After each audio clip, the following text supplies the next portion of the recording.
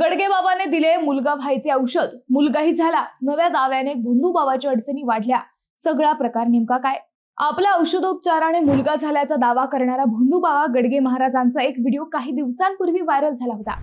याच व्हिडिओबाबत लेक लाडकी अभियानाच्या सामाजिक कार्यकर्त्या ॲडव्होकेट वर्षा देशपांडे यांनी आक्षेप घेतला आहे. अंधश्रद्धा निर्मूलन कायद्यान्वये असा दावा करणे हा गुन्हा आहे, अशी तक्रार ॲडव्होकेट देशपांडे यांनी जिल्हा वैद्यकीय अधीक्षकांकडे केली आहे. याच तक्रारीची दखल घेत जिल्हा वैद्यकीय अधीक्षक आणि संगमनेर वैद्यकीय अधीक्षकांना या प्रकरणाची चौकशी करण्याचे आदेश दिले आहेत.